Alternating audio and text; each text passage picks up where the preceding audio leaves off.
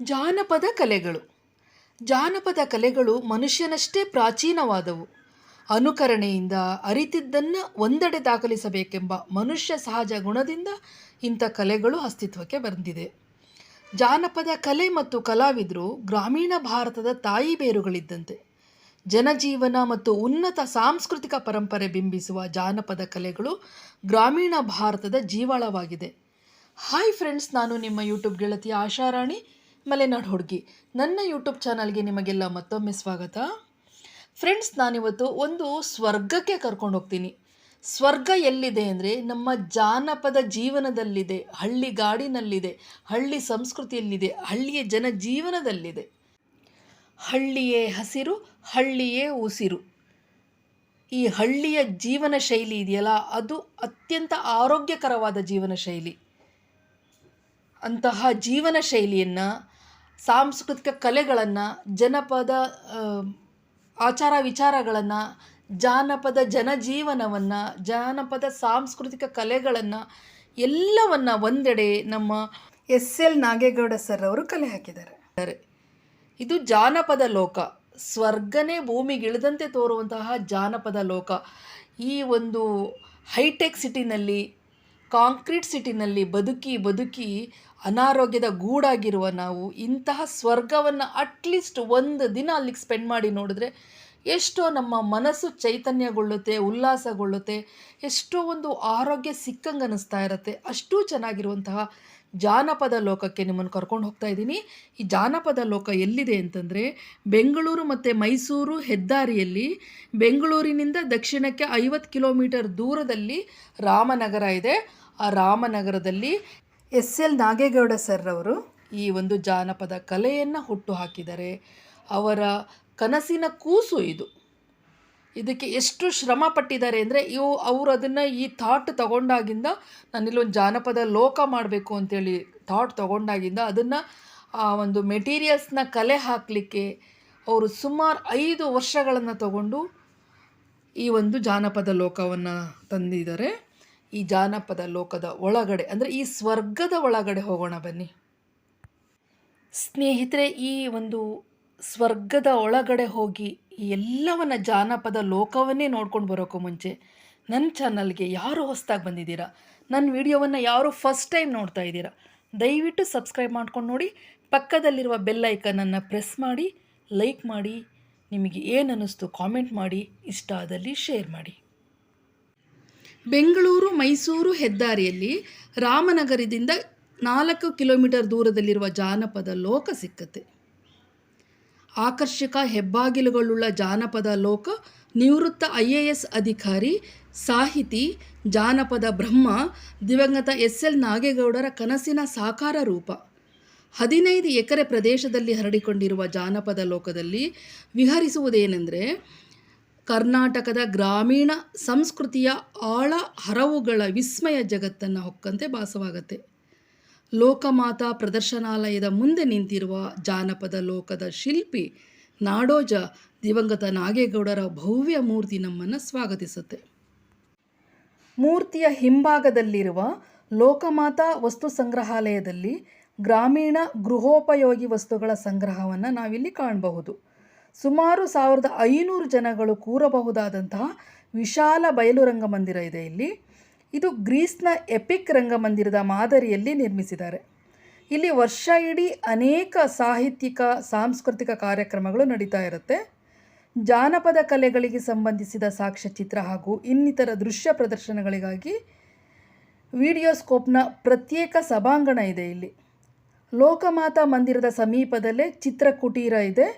ಲೋಕಮಂದಿರದಲ್ಲಿ ಗ್ರಾಮೀಣ ಕಲೆಗಳ ಮತ್ತು ಕಲಾ ಪ್ರದರ್ಶನಕ್ಕಾಗಿ ಬಳಸುವ ವಾದ್ಯಗಳು ಹಾಗೂ ಹಳ್ಳಿಗಳು ಬಳಸುವ ಸರಕು ಸಾಧನಗಳು, ತೊಗಲುಗೊಂಬೆ, ಯಕ್ಷಗಾನ, ಬಯಲಾಟದ ವಿವಿಧ ಗೊಂಬೆಗಳು, ನಾಣ್ಯಗಳು, ಅಳತೆ ಮಾಪಕಗಳು, ಸುಮಾರು ಸಂಗ್ರಹಗಳಿದೆ ಇಲ್ಲಿ. ಅಯ್ಯಂಗಾರರ ಮಾಳ, ಶಿಲ್ಪಮಾಳ, ಕುಂಬಾರಿಕೆ ಹಾಗೂ ಗೊಂಬೆ ತಯಾರಿಕೆಯು ಇಲ್ಲಿನ ಇತರ ಆಕರ್ಷಣೆಗಳಲ್ಲಿ ಒಂದಾಗಿದೆ. ಇಲ್ಲಿಗೆ ಭೇಟಿ ನೀಡುವ ಪ್ರವಾಸಿಗರಿಗೆ ಅಂತ ಹೇಳಿ ಕುಡಿಯೋ ನೀರಿನ ವ್ಯವಸ್ಥೆ ಇದೆ, ಶೌಚಾಲಯದ ವ್ಯವಸ್ಥೆ ಇದೆ ಹಾಗೂ ರೆಸ್ಟೋರೆಂಟ್ ಮತ್ತು ಹಾಲ್ಟಿಂಗ್ ವ್ಯವಸ್ಥೆ ಸಹ ಇಲ್ಲಿ ಮಾಡಲಾಗಿದೆ, ಲಾಡ್ಜಿಂಗ್ ವ್ಯವಸ್ಥೆ ಸಹ ಇಲ್ಲಿ ಮಾಡಲಾಗಿದೆ. ಸ್ನೇಹಿತರೆ, ಈ ಜಾನಪದ ಲೋಕವನ್ನು ನಾನು ಪ್ರತಿಯೊಂದು ಸಹ ತೋರಿಸ್ತಾ ಹೋಗ್ತೀನಿ. ಬನ್ನಿ.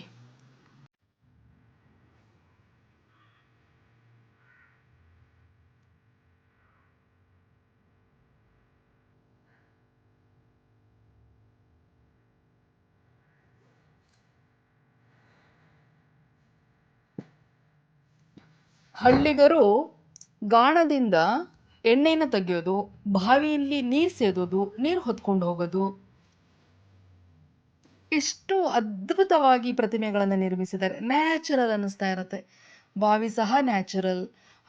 ಹಗ್ಗ ಸೇದುವ ಸ್ಟೈಲು, ಮಡಿಕೆನ ತಲೆ ಮೇಲೆ ಹೊತ್ಕೊಂಡು ಹೋಗೋ ರೀತಿ ತುಂಬ ಆಕರ್ಷಣೀಯವಾಗಿದೆ.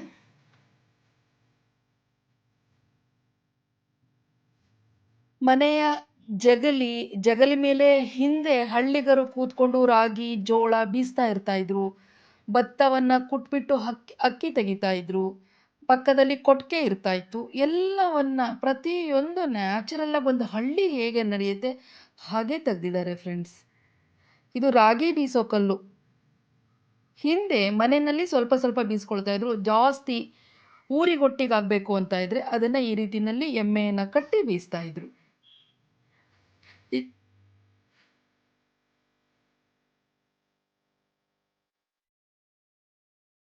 ಕೊಡವ ಸ್ಟೈಲ್, ಯಕ್ಷಗಾನ ಸ್ಟೈಲ್,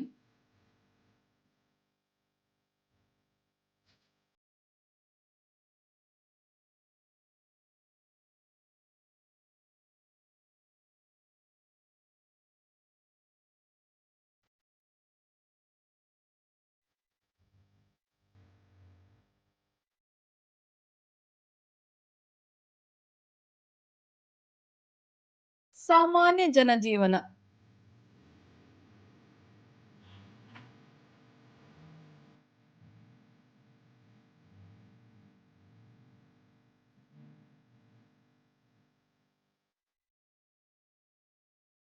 ಎಷ್ಟು ನ್ಯಾಚುರಲ್ ಆಗಿದೆ ಅಲ್ಲ ಫ್ರೆಂಡ್ಸ್. ಒಂದು ಹಳ್ಳಿಗಾಡಿನ ಒಂದು ಮಲೆನಾಡಿನ ಮನೆ.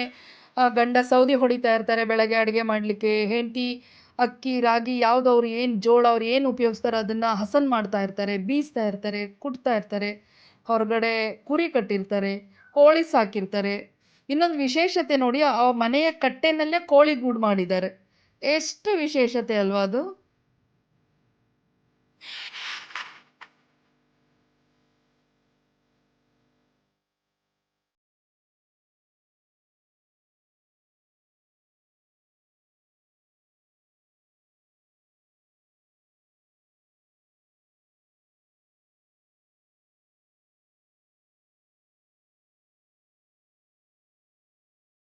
ಒಂದೊಂದು ಮನೆಯಲ್ಲಿ ಒಂದೊಂದು ರೀತಿ ಕೆಲಸಗಳನ್ನು ಅದೇ ರೀತಿ ಇವ್ರು ಬೇರೆ ಬೇರೆ ತೋರಿಸಿದ್ದಾರೆ. ಇವರು ಅಡಕೆ ಸುಲಿತಾ ಇದ್ದಾರೆ, ಗಂಡ ಕುರಿ ಹೊಡ್ಕೊಂಡು ಹೋಗ್ತಿದ್ದಾರೆ ಮೇಯಿಸ್ಲಿಕ್ಕೆ. ಎಲ್ಲವೂ ನ್ಯಾಚುರಲ್ ಹಳ್ಳಿ ಕಡೆ.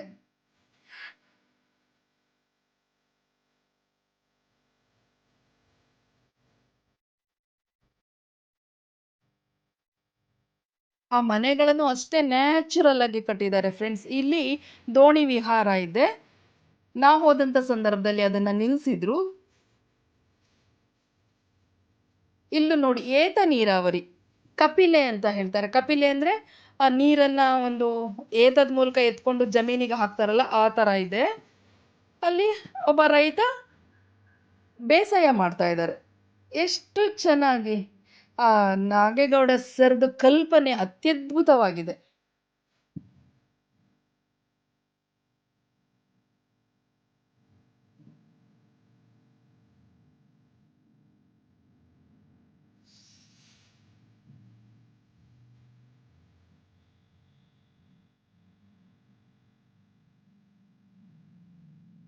ಆ ಹಸು ಮೂಲಕ ನೀರನ್ನ ಎತ್ತುತ್ತಾ ಇರೋದು. ಅದಕ್ಕೆ ಏತ ನೀರಾವರಿ ಅಂತಾನು ಹೇಳ್ತಾರೆ, ಕೆಲವು ಕಡೆ ಕಪಿಲೆ ಅಂತ ಹೇಳ್ತಾರೆ. ಇದು ಸುಣ್ಣದ ಗೂಡು. ಅಂದ್ರೆ ಹಿಂದೆ ಮನೆಗಳಿಗೆಲ್ಲ ಪೇಂಟ್ ಇರ್ಲಿಲ್ಲ, ಸುಣ್ಣ ಹಚ್ತಾ ಇದ್ರು ಅಲ್ವಾ. ಕೆಲವ್ರಿಗೆ ನೆನ್ಪಿರ್ಬಹುದು ಸುಣ್ಣ ಹಚ್ತಾ ಇದ್ದಂಥದ್ದು. ಆ ಸುಣ್ಣವನ್ನ ಸುಡ್ಲಿಕ್ಕೆ ಒಂದು ಗೂಡನ್ನ ಮಾಡ್ತಾ ಇದ್ರು. ಸುಣ್ಣದ ಬಟ್ಟಿ ಅಂತ ಹೇಳ್ತಾರೆ ನಮ್ ಕಡೆ, ಅದು ಸುಣ್ಣದ ಗೂಡು. ಕಾಡು ಪ್ರಾಣಿಗಳನ್ನು ಸಹ ಇಲ್ಲಿ ಇಟ್ಟಿದ್ದಾರೆ.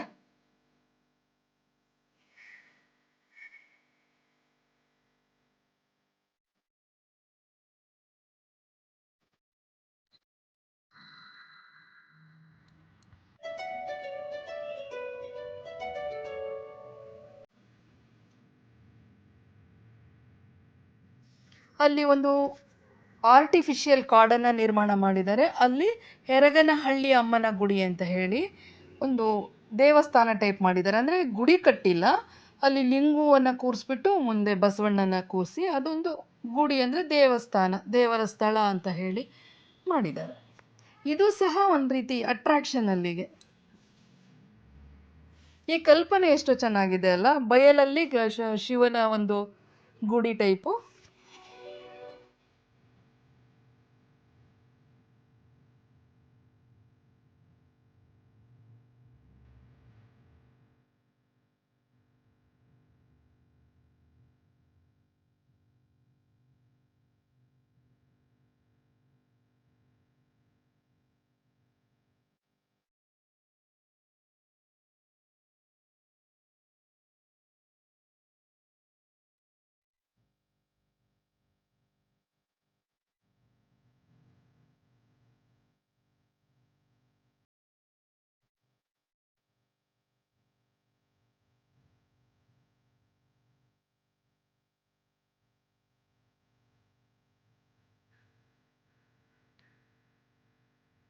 ಸೋಮೇಶ್ವರ ದೇವಸ್ಥಾನದ ರಥವನ್ನು ತಂದು ಇಲ್ಲಿ ಪ್ರದರ್ಶನಕ್ಕೆ ಇಟ್ಟಿದ್ದಾರೆ.